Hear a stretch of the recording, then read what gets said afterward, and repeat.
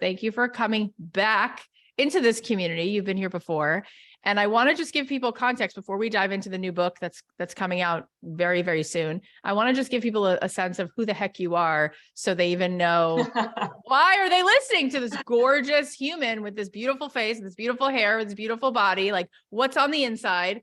So tell them a little bit about why you even got to a place in your life where you knew your work in the world was helping people to step up, to be healthier, to be bigger and more of who they really are in the world. What on earth led you to feel like that's like your calling? Like, how did you get into being a champion and a cheerleader for people to show up for themselves in the way that you do? How do you think you got led to that in your own personal life? I think I use myself as, but by the way, if anyone ever needs an ego boost, you're the girl to go to. I tell you, For real? You throw molasses on the people, which is, I mean, I don't mind, but thank you very much. Beautiful intro. So basically, that's a great question, and I really think the best. When this happens, a lot of times people usually have themselves to use as an example, right? Of like how they evolved, how they kind of walked through the world and morphed into whoever you are in that moment. And that's basically what I did. You know, I've been speaking about health, fitness, nutrition, diet, all that for so many years. But that was just the byproduct of even of what even got me into that world in the first place, right? Because it really doesn't matter what widget you're selling or talking about. It's about all the other stuff, right? The nuance that people sometimes don't really talk about. And then what happened was, I'm just going to give you a little bit of an origin story. I was asked to do a TED Talk a few years back, and I was asked to do a TED Talk on something that I was supposed to be an expert on, right? Which was fitness and health. And in that moment, I decided that I didn't really want to have a conversation about that, because that to me was already something I've spoken about. It really wasn't what really kind of was resonating and true in my heart in that moment. And it really was about, forget about that. What is the step before that? And I wanted to take that moment, and I said, you know what, I'm not going to talk about fitness.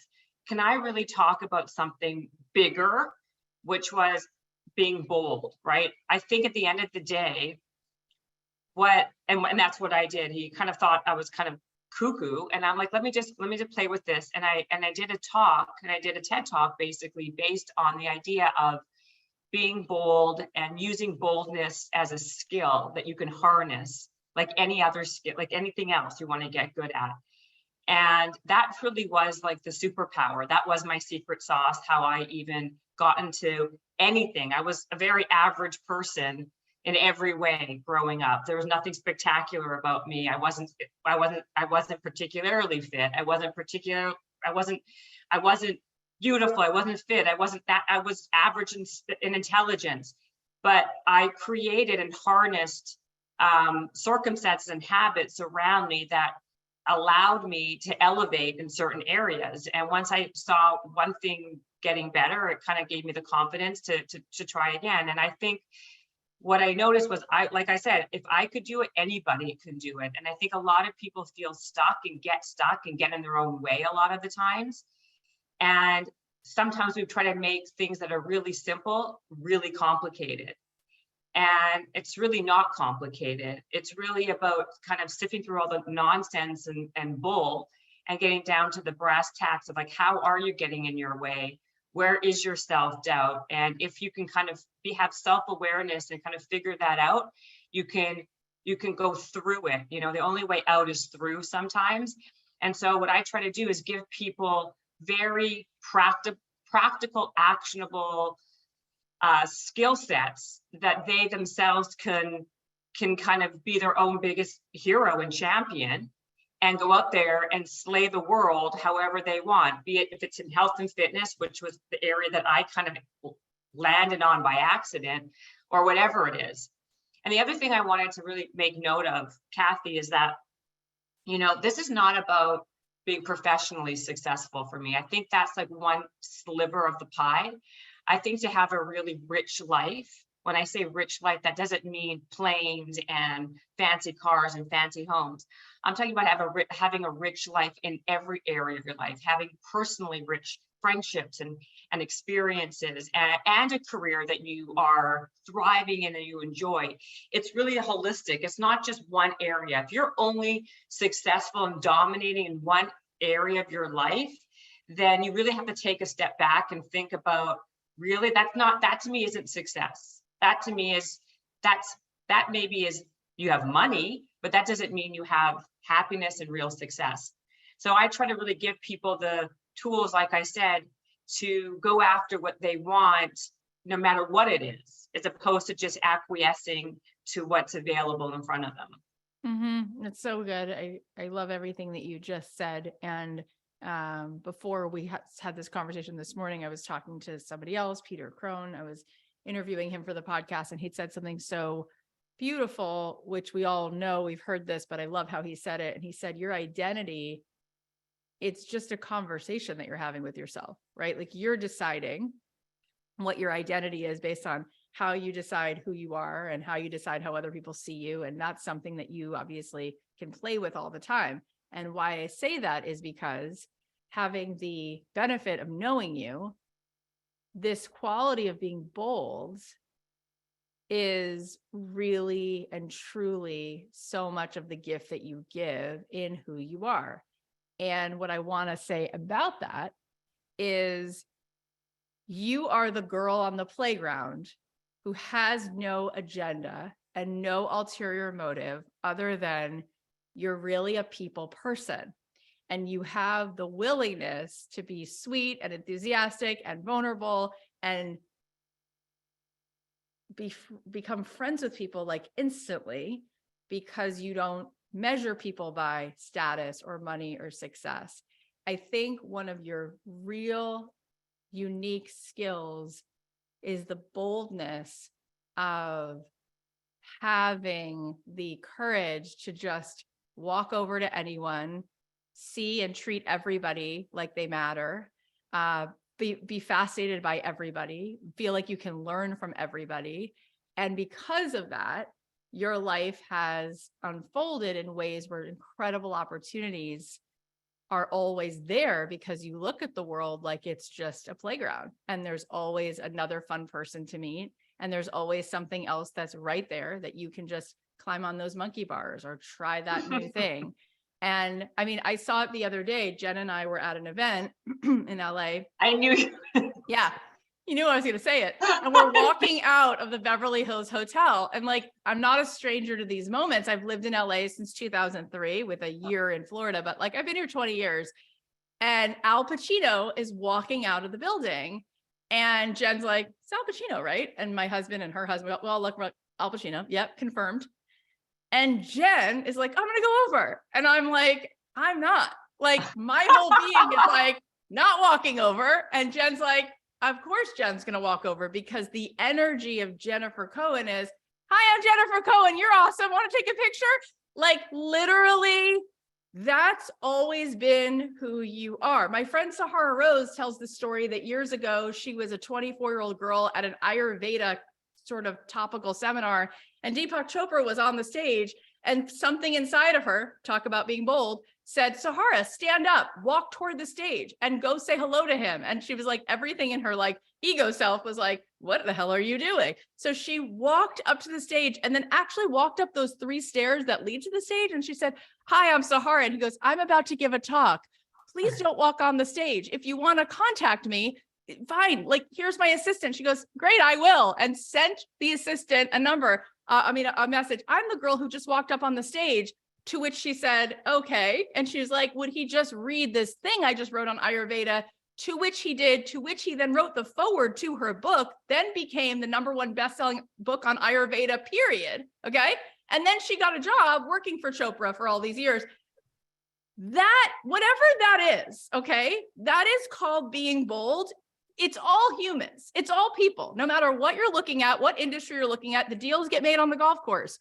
But when you look at people, right, with the lovingness of like, I like you, I'm walking over to you, how are you? Like, that skill, that ability, that nonchalant beauty of I'm in a generous state.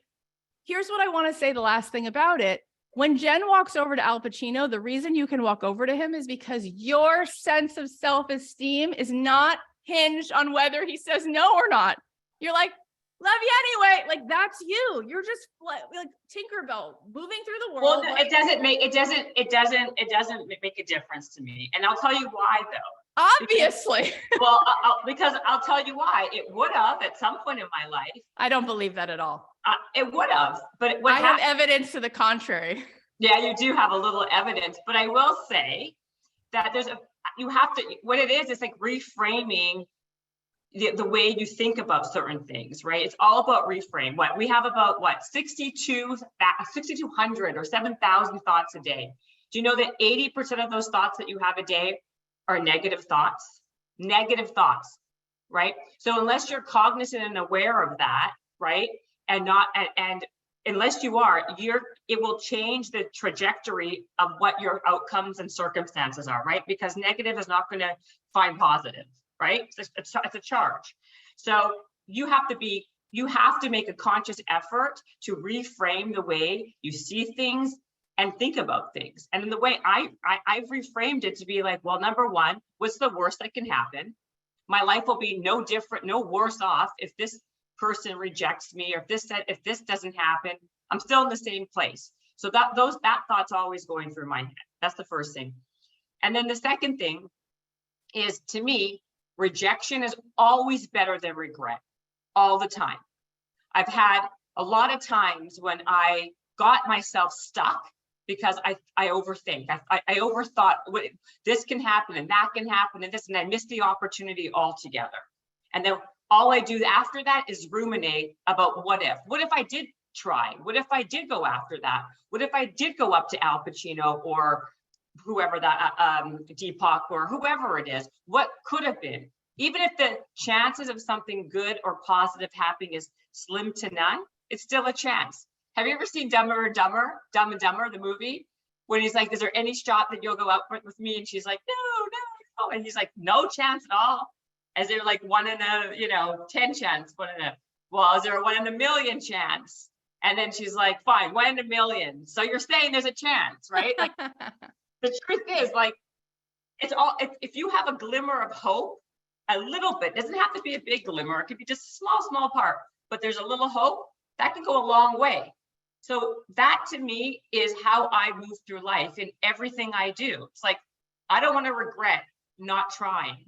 I'd rather feel the rejection, because rejection moves through you much quicker. You'll feel bad and you'll feel weird and awkward for a couple hours. I'd be embarrassed, but then I don't think about it, right? Like if Al Pacino was a jerk, I would have been like, kind of like, okay, well, that was bad. And then I would go home and have, dessert and never think about him again, right? Totally, of course. And he was so sweet to you, actually. And he was nice. So, but yeah, it doesn't matter, because here's the thing. People don't want what they think they want. What they want is the feeling of freedom. So when you're actually free, because you don't care what the outcome is, because you just find this like a fun thing to do in the moment, you're done.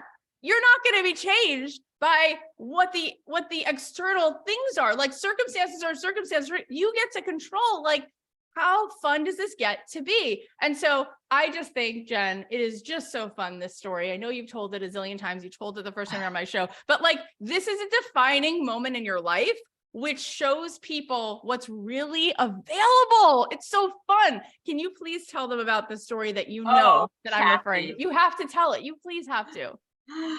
Wow. Yes. Okay. So I knew you were going to ask me anyway. I'm not surprised. It's like, I get it. Okay. So the story that Cathy is referring to is similar to the story that she just shared with her friend Sahara, I guess. I was 17 or 18 years old, I believe, and I was living in Winnipeg. I'm Canadian, and I was living in Winnipeg at the time.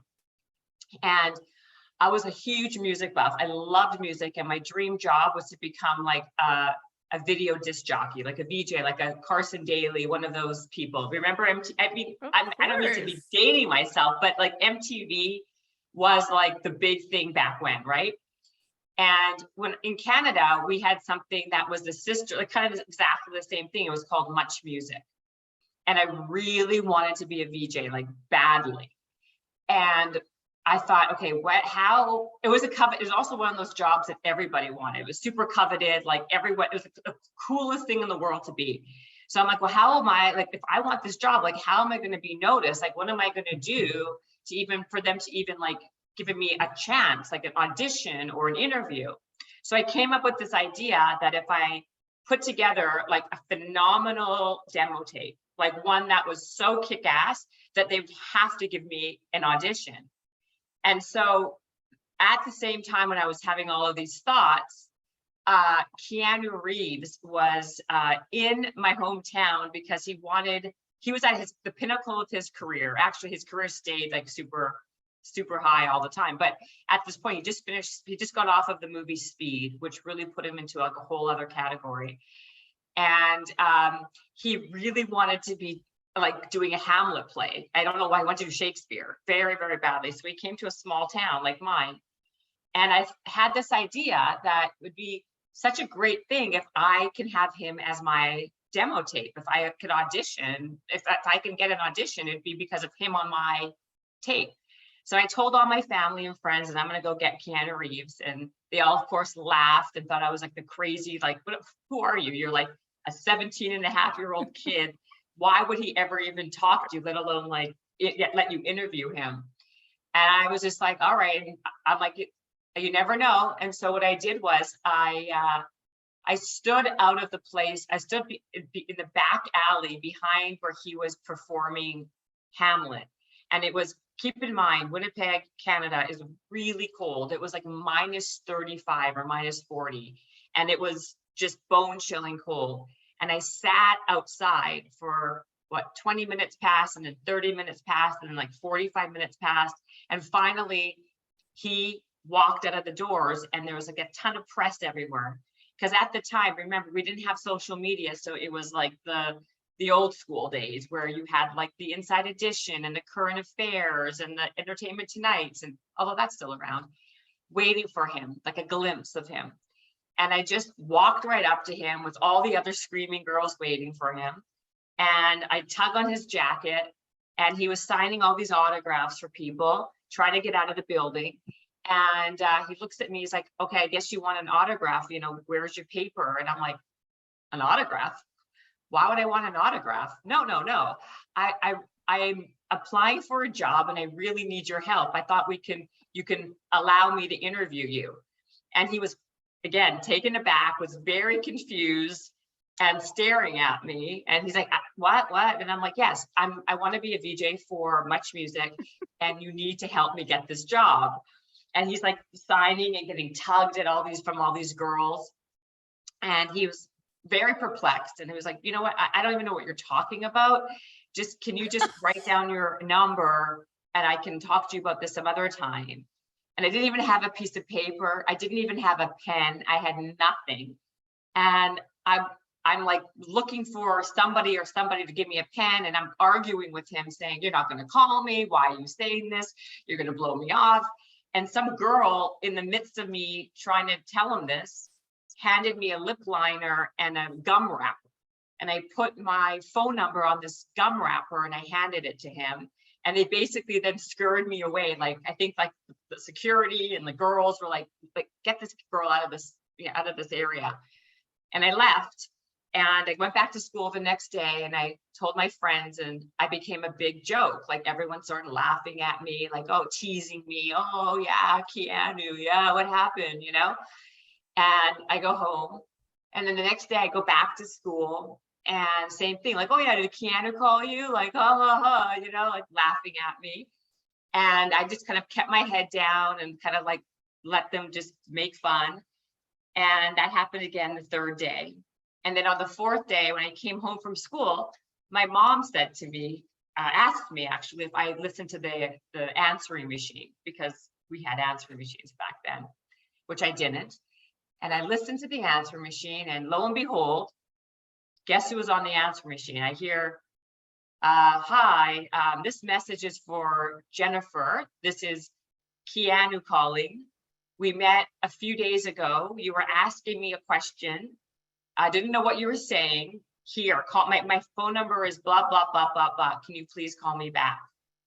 And I forgot to tell you, before I got that message, he left 3 other messages prior with my mom on the phone, but my mother was answering the phone. You know, when you let it ring, and then instead of leaving the number, my mom would answer and be like, "Who's calling? Who is this?" And I hear Keanu, it's Jennifer. I don't know who this is, and she kept on hanging up on him.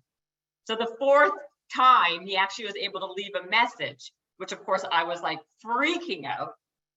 And then I called him back, and then lo and behold, 3 days later, I went to pick him up in my mother's Cutlass Supreme at the hotel, drove him to my house. My mother made him lunch and cookies, and I had a lot of my friends there, the ones who didn't make fun of me, who had their cameras in all angles of my living room, so then I can make my demo tape. So he sat on my couch. I interviewed him for like 2 hours, and I got the audition at Much Music. And then I even almost got the job. I became first runner-up, and then this other girl got it over me. But it came down to me and this other girl, and she got the job. But because of that opportunity, so many things changed. Like, that whole thing took my life into an entirely different direction. And it taught me something very valuable, right, in life, which is, you never know unless you try, right? And, you know, being bold is the secret sauce. I mean, everyone thought I was crazy. No one thought I would ever get his attention. No one thought he'd ever call me. No one thought I'd get the interview. And so sometimes you got to be wary of who you get advice from, and you got to listen to your gut and just go for things, because you never know. You know, you miss like 100% of the shots that you don't take. So from that point on, I would never, ever, ever not try or attempt something because I was scared or because I listened to some naysayer. I mean, it's one of the most amazing, fun, delightful stories I've ever been told. And I've been told so many good stories. And I saw so many of you smiling and gasping. You know, there's now almost 140 people on the call, and I see you having that reaction. And I love that you're having that reaction. And I'm in tears. The reason I'm in tears, and I'm not going, oh my God, I know the story, but the reason I'm in tears is because this is actually the way life works. And the fact that we're gasping is because we don't understand the way that life works. And Keanu himself was in this movie called The Matrix, which actually describes that this is indeed how life works. And the reason, Jen, why I wanted to swoop you up and hug you and shower you with all these like red hearts at the beginning of this episode is not because you're stunning and cool, is because you do know how it works. And it's because you don't need to really be bold when you are manifesting the way you are. And manifesting is just another word for physics, right? It's like the science of me drinking this means I'm going to have to pee later. Okay, that's manifesting, right? You are inside of your own version of how you're observing and looking at things. And how you're observing and looking at things is, you know, I want to do this. So in order to do this, I could probably go over there. Like, who's got a gum wrapper? Hello. Like, let's go. Like, this is actually how it gets to feel and be when we're seeing it this way. And all the more reason why you didn't even need to end the story with, I got the job, right? Because you got the job, because the job was, I was the person who already felt this level of vibe that I could even have the fucking experience. Yeah, the coolest part. Like having Keanu Reeves in your living room when you're 17 years old and being able to have that whole experience, that is the job. Okay. Now, everything that's happened in your life since, not bad, right? You're married to a gorgeous, adorable, cool person, have 2 really cute kids, make tons of money, have been on all these TV shows, have just interviewed every single cool person for your own podcast, writing your like 29th book. And it's all good because that's what you've co-created because it feels the best to you. You want to be able to do all these things and be a mom and do all the things that you get to do when you're doing it. It's so bold. It's called, you know what it's called? Looking at reality as it actually is, and not how those other people tell you it is, which is what you just finished saying. Yes. And also I think it's also about belief in yourself, right? I think at the end of the day, It's not about how, cute you are or how smart you are or how talented you are. It's about how much you go after something and believe in yourself and think, why not me? That's, I think, a big part of it. But you said something earlier that I wanted to kind of tap into a bit, because you were talking about the playground and me going up to people and all this stuff. I think a really big component of all this stuff that people need to really kind of look at and kind of, if they don't have it, maybe try to cultivate is curiosity. I think curiosity is really a huge pathway for communication, right? And for a way to connect. If you're not curious in truly connecting with people, good luck to you, right? I think people know when you're genuine or when you're disingenuous, and when you're, or if that's even a word. Is that a word? No. Yeah, when you're disingenuous. Yeah. And when you're coming from a place of authenticity and true curiosity, I think a reason why I do connect with a lot of people is because I'm coming from a real, my intention, my place is pure, because I genuinely want to know something. I'm genuinely curious. I'm not asking to judge somebody negatively. It's because I just really want to get to know somebody or something. And it really does open up such pathways of communication and connectiveness, and it leads you down that path. And I think that's when I would, if I would go up to, whoever it is, Al Pacino or Jane Smith, it is the same, because everybody has a story. Everyone is different, and if you make people feel different and that there's that valued, I think that goes a long way in life. Oh, it really does. And that's what I mean about you, is that I see that from 1,000 miles away. It's just this genuine, sweet, curious, humble, like no matter where you've gone in your career in terms of quote unquote bullshit status, you treat every single person. Every time I see you, you're just as excited for me and wanting to like celebrate what I'm doing as you were 16 years ago when we both had less going on. It's like, I'm just like, you just always are. It's just this beautiful vibration. And I'm so here for it. So let's talk about your new book, because it's coming out this month. And, it's a little bit of a pivot for you, but not at all. Because I say not at all because of everything we just unpacked. You have been really successful in sort of like all of the ways that the culture that we live in views success in terms of fitness and all of that. You've been like one of those people on those shows, and you've been on the cover of Weight Watcher. Like you're like that person, right?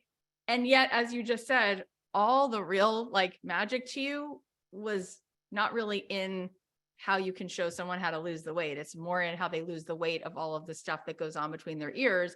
And finally, you're really letting yourself, I feel like this book is a coming out party in a way, where it's like, these are all of the things beyond your health and beyond like what you're drinking in your green juice. What are you actually burning through? Well, I'm laughing for so many reasons, but not to interrupt you. But I feel like it's so easy to pigeonhole people and compartmentalize people, right?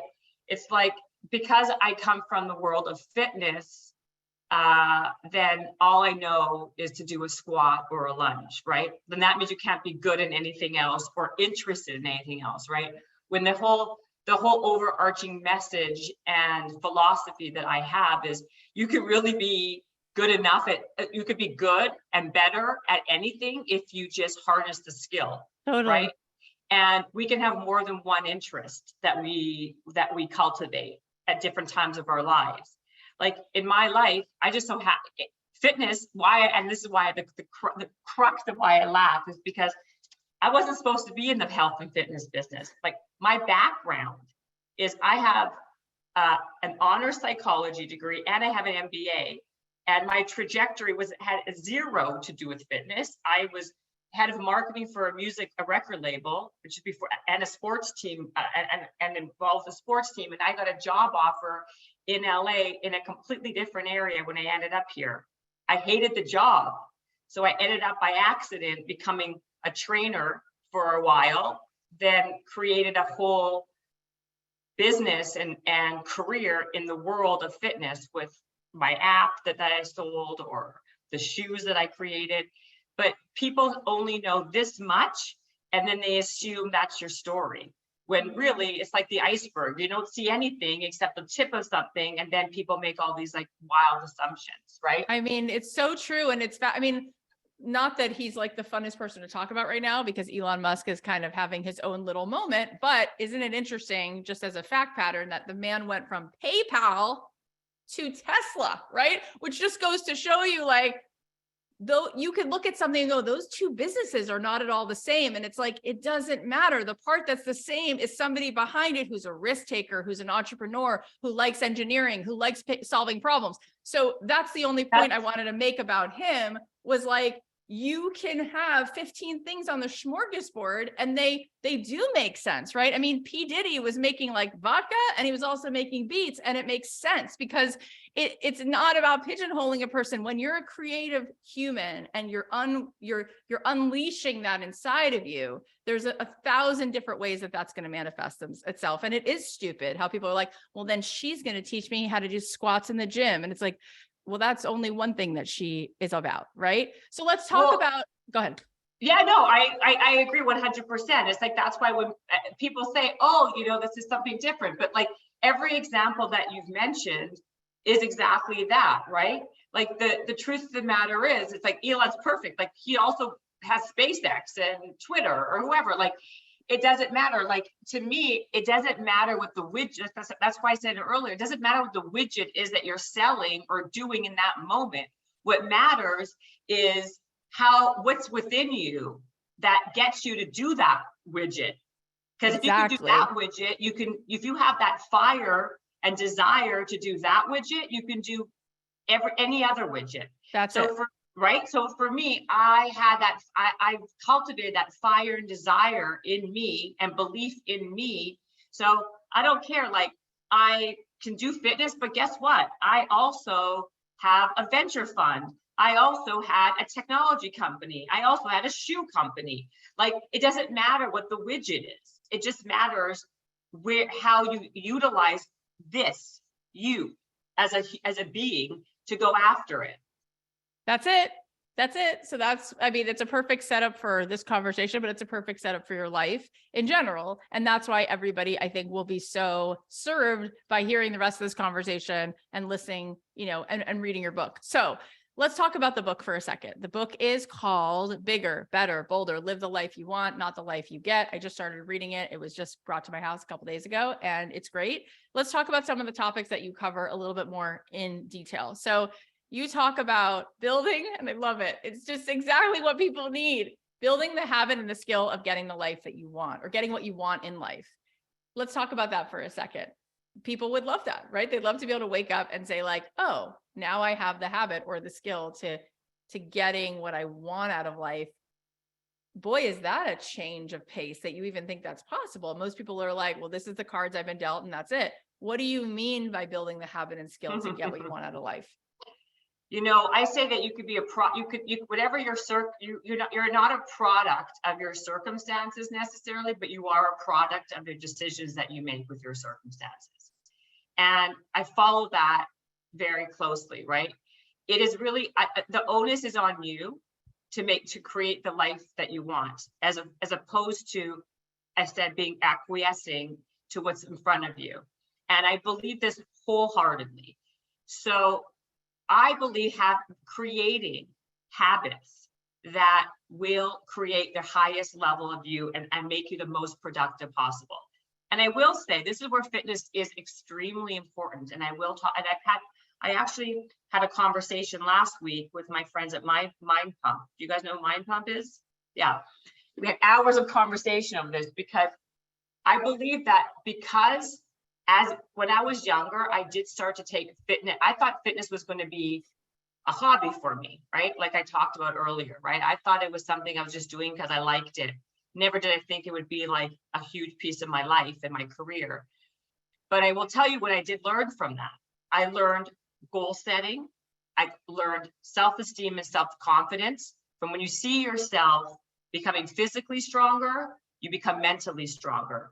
When you hit benchmarks and you see yourself succeeding, it gives you the confidence to keep going to the next thing. So I got some fundamental skill sets from taking fitness seriously that allowed me to kind of move through and do whatever I need to do in my real life, so to speak. Makes total sense.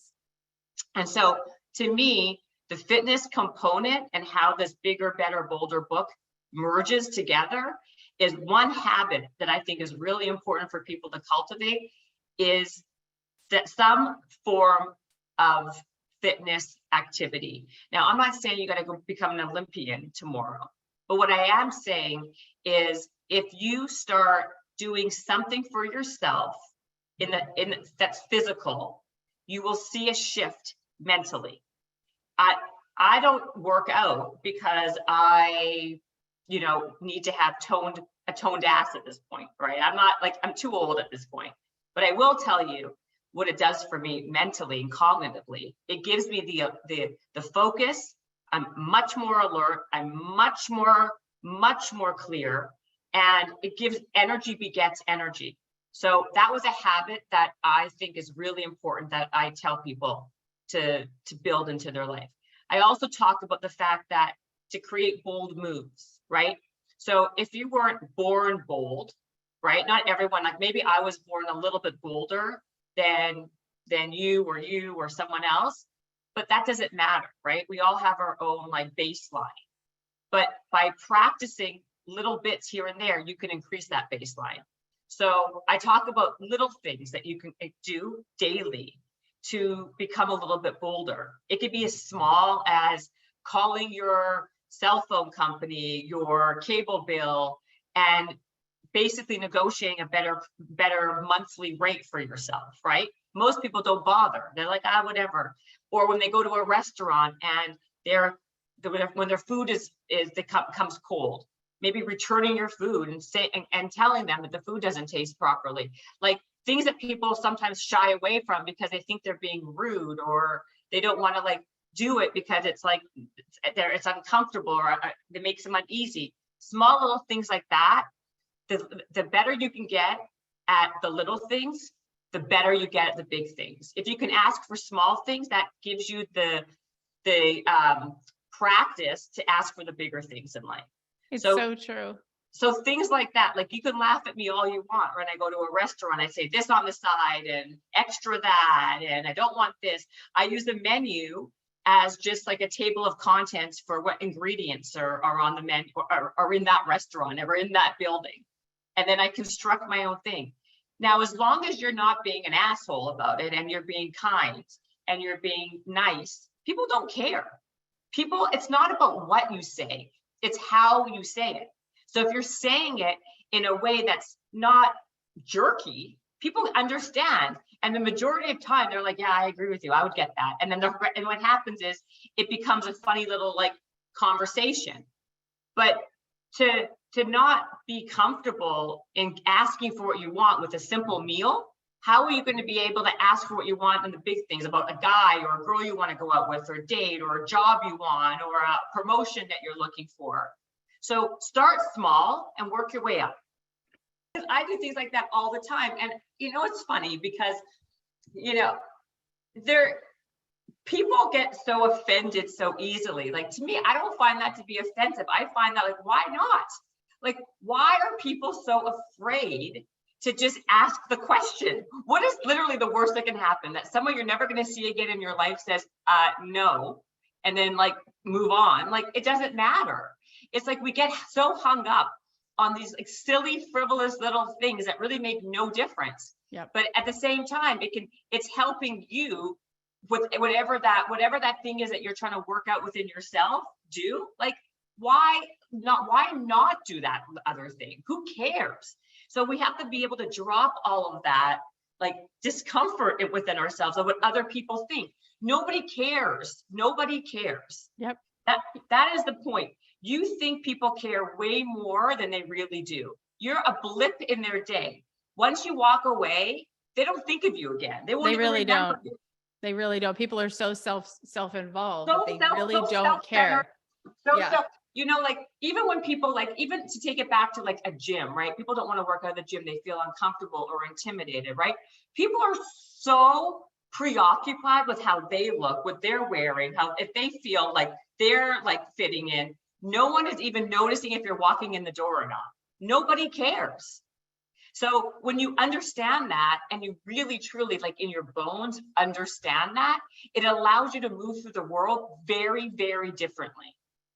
Yeah. It's just amazing what's sitting on the other side of like just showing up and like asking for what you want. Like that's something people don't even consider. You know, I remember Gary Vee talking about D-Rock, who follows him around with the camera. Yeah. Like he goes, he literally slid into my DMs and was like, "Hey, can I follow you around and videotape you everywhere you go?" And he was like, sure. And it was just like, now it's a whole career. Like literally, that is a whole freaking career in zillions of ways has that benefited both of them. And it was literally just a question. And people say to me when I started the podcast, well, how'd you get so-and-so? I'm like, I literally just reached out, like sent a DM, sent an email, and not like, here's why I'm impressive. Literally, no, like I had nothing to be impressed about. I didn't have like downloads to show. I just was like, hey, you're amazing. I really dig you. Do you want to have a conversation? And it doesn't matter if people say no, because 1 out of 26 people or whatever it was like, sure. And I was like, great, beautiful. Let's move on. Let's go. Let me ask you another question about the things that you talk about in this book. You talk about how failures can actually become our greatest strengths. And that is something where people usually like, they feel so much shame around their failure, especially if it's public in any way, that Right. they can't move on, let alone turn it into a strength. So what do you mean by that? I mean, listen, I've failed at almost everything I've ever tried in my life. I mean, I have literally a master's in failing and a PhD in getting right back up again. That's basically what I've learned from everything. Because whenever I have failed, it's actually turned into one of my biggest successes. You know, what I think I was telling you, Cathy, or maybe I wasn't, like even like my podcast, you know, it was, I sold my podcast was sold as a TV show to NBC, and it was called Game Changers. Did you know that? Yeah. And it was sold to NBC Productions. It was called Game Changers, and it was supposed to be the do you remember the show? That's such a smart idea, and you're such a beautiful human to look at and listen to. I'm like, I can't believe that didn't happen. That would have been Well, so I'll tell you what fun to happened. watch. I'm going to tell you right now what happened. Okay. So you remember the show Cribs, when you go into people's fridge and check in their fridge and their closet? So the original idea was that I wanted to do like a Cribs, but for like entrepreneurs, like people who were not like the Kim Kardashians of the world necessarily, but now yes, but like people who were like the Mark Cubans of the world. Like, what do they eat every day? What do they drink? Oh my God, I love this show. I'm buying it. I'm watching it. And it was like, and I sold it I sold it very quickly. And it was, I had a bunch of partners. Like I had a production company that I was working with, and you know, The Rock was going to buy it. It was like a whole thing. And The Rock's actually not him, but his business partner used to be his ex-wife. What's her name again? I can't remember. Anyway, it doesn't matter. Anyway, I sold it to NBC, and it became a production nightmare because we couldn't decide on who the pilot should be, right? I wanted it to be X and they wanted it to be Y, and it was just not moving, and everything had so much red tape. We had to get 77 different approvals, and then this happened, and then we had to find more money for something else for the pilot, and there was way too many cooks in the kitchen. And I was like, I just wanted to I was so curious. I just wanted to really go into these people's homes and places and do a day in the life with them and see what they did. And it was turning into like over a year. And I was like, this is crazy. This is like not going anywhere. And so finally, I think I was talking to you, remember? But you're like, why don't you just do a podcast? And so I'm like, in that moment, I'm like, you know what, I'm just going to turn that show into a podcast and see what happens. And yes, do I have a show on NBC right now? No. But what I did get from this podcast was I started my own podcast, and the amount of people and the relationships that I have developed and cultivated because of this opportunity is priceless. I cannot put a price tag on what I've gotten from this experience. It's and amazing. The business opportunities, the personal friendships, like some of my best friends came from this whole process, and things I would never even, like, it was a road I would never even gone down if it wasn't for that show failing, the conversation with you. And so it was one of my big failures turned into like a wonderful success that's still flourishing on so many other levels, right? And can I just say something about your podcast? It's a huge success in every way. Like literally out of 2 million podcasts, the fact that both of us can be like, oh, we're in the top, whatever, like it's not normal. Like that is so successful. And no one's watching NBC. Yeah. No one is watching it. Here's the thing. Jimmy Kimmel himself will say, or whoever Fallon, Kimmel, all of them, they'll be like, my show doesn't get watched in real time. It gets watched digitally. The clips get watched on YouTube. No one's actually watching linear TV. No one's watching it. It's not being watched. The amount of people who could tell you right now, 10 shows that are on CBS, NBC, the way it used to be that way, right? Now you might know about White Lotus or 3 things that are on streamers. You do not know most of the, can you tell me 5 celebrity actors who are on primetime network TV? You can't. I can't. Well, I'll put it this way. I can't. And I think I'm kind of alive and in the world. I don't know anybody who's on TV. In fact, Maya Bialik, who's been on my show, she was on The Big Bang Theory, which at one point I watched some of it. She's on this new adorable show now, which she talked about. It's been renewed. Good for her. She's like, the amount of viewers we have compared to who watched Blossom in 1990 is like not even in the same universe. It's not like, even close. Not even close. Like people know her still for dancing around in like tie skirts. They have no idea what she's doing right now. But she has a podcast that she herself will say runs circles around the amount of people who watch her show that's on primetime. So you're doing everything right. And I just want people to get. That's amazing. And the interesting is I'm now streaming on all of these like platforms. And it's interesting. Yeah, I agree with you. No one's watching that. People are watching the Hulus and Netflix, whatever else. And I still think it's a great idea, by the way. I am going to revisit it. I'm obsessed with it. I'm literally obsessed with it. I'm sitting here being like, I wish that show was on because I want to binge it right now. I love you doing it because you're gorgeous and hot and funny and cool and down to earth. No, you are. You're like the whole thing. I'm like, I want to watch Jen because you also have this casual way of being able to talk to Dennis Rodman and whoever you talk to. And you're like, no, let me see what's in your fridge. Move over. Like you're so, I love it. Like I need that show to happen. So I want to now get involved. Maybe it will. Maybe it will. Maybe it will.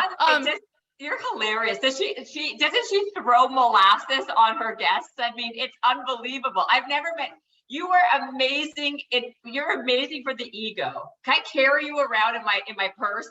You can, Jen. But you know what, Jen? You do the same thing. And it's just a match, right? It's just a match. You literally do this every time you see me. You're like, I'm so proud of you. You look so good. And let's be clear. You're like, your hair, I'm like loving the thing you went blonde. I'm like, you notice any change I make, you're the first person to cheerlead for me. I do because listen, who doesn't want to hear this stuff? I mean, if people, this is the other thing. People don't want to compliment people. They feel weird about it. Like if I see someone looking good, I want to tell them, you look great. I like your hair. I like your sunglasses. I like your whatever. I like your butt. I don't care. I like your butt. Okay, maybe that's one thing I don't say, but I'd say it. I think I'm going to add it to the repertoire now. Like you have a great ass. Like that's happening.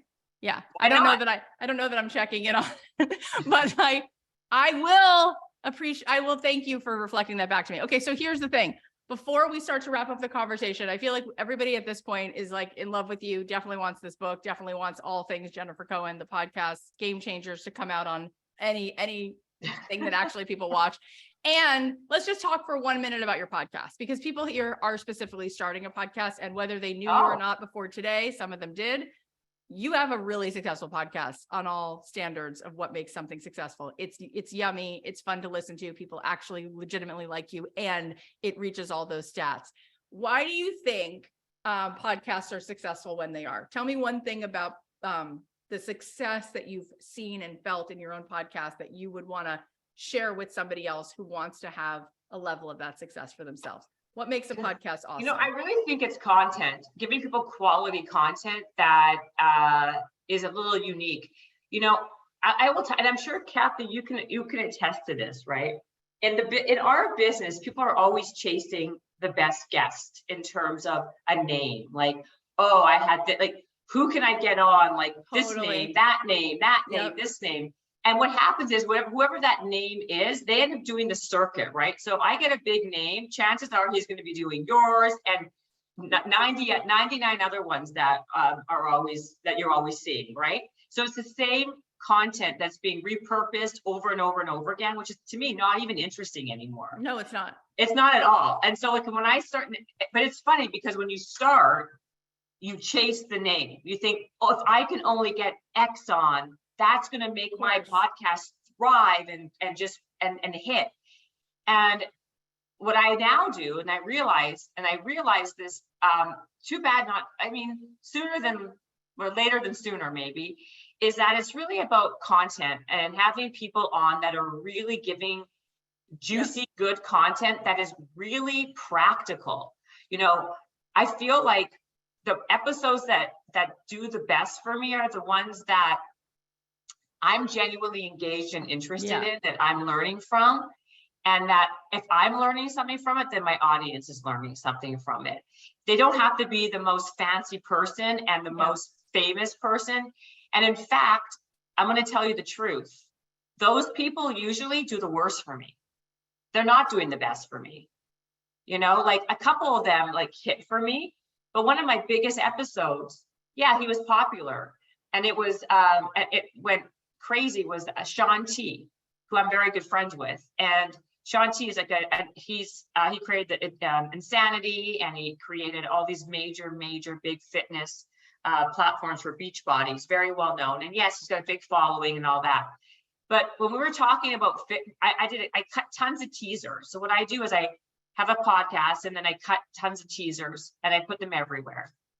And what happens is when he talks about his fitness stuff or motivation for fitness and this, people don't care. It's been seen, heard, done a million times. But what he did say on my podcast, which it went in a whole different direction than what I was expecting and what he was expecting, was we started talking about how he was molested as a kid and what happens in a child's psyche when that happens.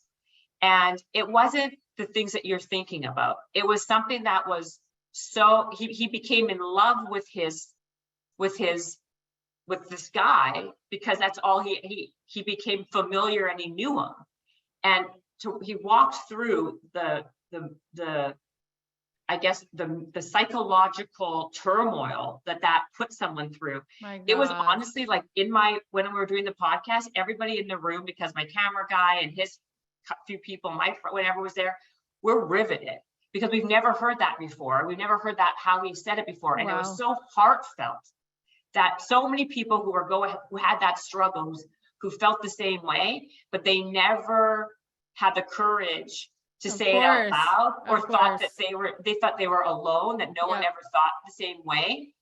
It was like mind-blowing for them. Yeah, you're right. And you know what's amazing about you, and I'm not doing this to give you brownie points, I really mean it, like every single thing I've said today is the reason that happened, because you're so genuinely curious and present and kind that it creates a space where people are like, I don't even know I was necessarily gonna share this, but I'm gonna share this with you, right? Not to say like he had never shared it, because probably if he had never shared it, I mean, God, that would have said so much about that moment, but like he's never shared it before. But like, that's my point. It's like, he may have shared it in like therapy or with 3 other people, but the fact that he felt safe enough to say that out loud publicly to you has a lot to do with the fact that you just made a space for him to be like, you know what, like, this is really what I feel like sharing right now. And you're right. It's very different than what people are used to hearing anybody who has fame or clout talk about anything vulnerable, right? So I love what you're saying, that content, because I think so often people, it's like you want to get everything without having anything. And why would you expect anything to work that way? It's like, we all want the hype machine. It's like, do you really want the hype machine? Like, you think about, would you really want just like 1 million viewers overnight right now? Or is the content deserving of it already? Right? Like, if the content itself is that which you would want 1 million people to hear, chances are they're going to wind up hearing it. right? It's going to have the potency, but it's like, what are you making? And I think about like anything I started when I first started my podcast, I've grown so much just practicing, practicing doing anything, you get better at it. I think about the first songs I wrote before they wound up on TV, before they wound up in ads. They were mediocre. I used to think, I want everyone to hear these. I'm so glad nobody heard those. I'm so glad nobody heard those first 29 songs I wrote in 2003. They just weren't good. I would never play them for you. Like they were the best I could do then, which led me to the next best and the next best. But it is true. It's like so often when I ask people a question like that about their podcast, they're like, well, you know what really it was? This is how I built an audience. It's like, you just went right to like, it's the content. It's the quality of make something that's actually shareable. Is it shareable content on its own legs, on its own face, without people needing to know Jennifer Cohen? Would they still want to listen to this content? So this is what I was going to say. And the best way to do that is having a podcast about things that you're actually interested in, right? Because I don't know about you. I don't care who the person is. If I'm not interested in the topic, it becomes dull and boring, right?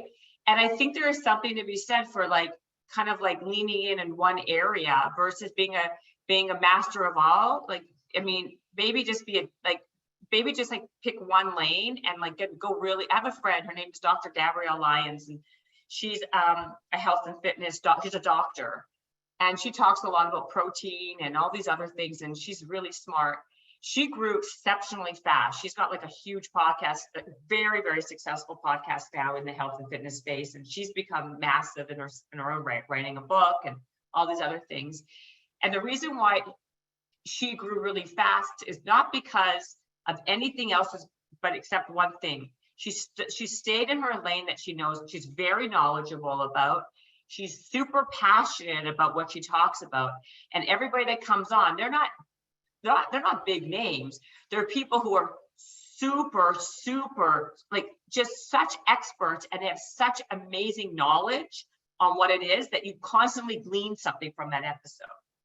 And that is so different than how most people think. It's like, what if you got really granular and instead of worrying about chasing down the next celebrity interview, it's like, is there a child psychologist in town who you want to talk to who actually can give value? Is there somebody who just had this one experience and this one thing happened in their own life and they have what to share about it, and you find it really riveting because of how they have processed what they've learned from it? Like that is something we all have access to. I want to ask you one last question before we get off, because I want to be respectful of your time. And then you guys, we'll stay on here, and me and Colleen will just unpack all of this. You've given everybody exactly what we needed, which is just a fire of all that really is accessible to all of us. And it feels so fun to be reminded of what we can create and who we really are. So thank you for that. My last question, and I ask you this because the last time we were talking, you were like, I think part of my background in fitness is because I don't like for people to just pontificate. I like them to take action, because when you do take action, things change, right? Like if you talk about fitness, but you don't drink the water, like I can't help you, like drink, like, if you have these ideas, but you don't actually publish the podcast, I can't help you. I can't do anything. So in your book, you talk about how to know what action to take, and you talk about like the right action. And so before you leave today, and you said something about being practical, it is spiritual to be practical. It's spiritual to actually go ahead and then do something with your inspiration, right? That is it. That's how we move through things. We don't overthink them. That's actually not spiritual, right? So what would you say in terms of taking action, in terms of building, let's say, a podcast specifically, but anything that anybody here would want to build? What might be one thing that comes to mind that would allow you to have the courage to take the action, and also what action you think might be something that everybody could do like tomorrow, which would actually make a quantitative difference in their life if they did it? Well, I think that's a good question. I think take a self-assessment of what you're good at and what you're not good at. I think that's like the first thing I would do, right? So, I mean, when I wanted to do a podcast, it was actually really scary for me, because technology in general freaks me out. And even the idea of like having to get a microphone was like, what are you talking about? Like, I don't even know what do you mean? Like, I mean, it's like, it was so overwhelming. So the stop becomes in the start. I didn't know, like, you don't even know what you don't know. And then you just don't do anything. So taking an assessment of like what you're good at and what you're bad at. And I think what I would always suggest to people is like, I lean into what I'm good at and maybe focus on like a couple of things that I know I could actually do. Like maybe it is, if it's a podcast, like maybe it is organizing a couple guests to come on the show, right? That could be one area.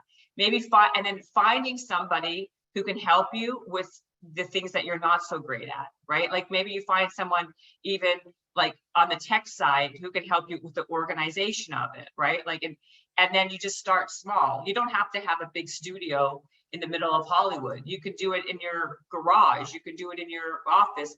And today, like, don't think about all the way out. Think about just doing one tomorrow, right? Like I can just call, like, if I want to start, what I started, I'm like, okay, I'm going to call Cathy. I know her. I'm going to interview her. So I will then help get my friend who's like really good with like some, with equipment and tech. Maybe they can tell me what kind of, maybe they can get me the mic. Maybe we can go together and let's do a really small setup and do an episode. Yeah. And then do it again. And then do it again. And so what happens is once you start, you figure shit out as you go. But you don't get anywhere if you just sit there and just be like, analysis paralysis, which is what happens with me and anybody else. You can't allow yourself to get stuck like that. You have to go, because at the end of the day, it really is momentum, right? Things in motion stay in motion, right? If you don't move, you just sit and stay and nothing happens. That's why I always say to people, if you want a better job, don't leave the job you're in until you have a better job to go to, because you get a job offer, you find those jobs when you're in a job. So I think that when you're in a vortex of movement, things happen. So even if it's like interviewing your neighbor next door, on a Zoom, you can even do it on Zoom. Get a Zoom account and get a headset and do it simple, and just do it like that. I think the simple, keep it simple, stupid. I know. I agree with you. It's like, what's your next step? It's like, what's the easiest step to take? Take it, do it, I've always been like that, like doing it messy, building the engine while I'm flying the plane. And it's so much fun. It's like, and what's this pressure to know what it needs to look like or have the perfect artwork? Like, we're changing our podcast again. We're going to rebrand it. We're just going to call it the Cathy Heller Podcast, because we just feel like we're ready to like make a shift. And we pivoted before and we went back, and like, it doesn't matter. We were in the education category for a month. We're like, this doesn't feel good. We went back. It's like, is it business? Is it spirituality? Is it both? Isn't business really about like sharing your gifts in the world? I don't know what it is. It doesn't matter. Just keep moving forward, keep iterating, because the momentum and all the answers are in the momentum. So we've just been sitting still too long. That's really the problem. And I love how you address that. Tell everybody where they can find the Habits and Hustle podcast, and tell everybody where they can get the new book as it comes out. Thank you. It's on pre-order actually right now over here. And you know how important the pre-order is. This whole book launching thing, we should do a podcast on that. Right? Yep. So it is available everywhere, Amazon, Barnes & Noble, wherever, on pre-order. They can also follow me on the Real Jen Cohen, on Instagram, on TikTok, all that stuff. And my podcast is called Habits and Hustle. And it's on Apple, Spotify, wherever you listen to a podcast. Amazing. You're so awesome. And I appreciate and enjoy this so much. And thank you. I think everybody, you know what I would love you guys to do, since this was just such a life-giving conversation, take a screenshot of this and post it on your Instagram and just tag Jen and just let people know that one thing maybe that you're feeling or that you got from this, because it's always fun to share, especially when you genuinely feel connected to something, that sort of intention that you feel. They'll feel the energy of how sincere that is, and they might get something out of listening to her and following her. God only knows. I think we need a lot more of this like positive, light in our life. So thank you for being here. Thank you. I'm going to leave you a message later. But thank you. And if you have any other questions or I could be helpful to your group here, let me know. I'd be happy to come back on. All right. You're the best. Thank you. Lots of love. Thank you. Have a great day, everybody. Okay. Bye. Bye.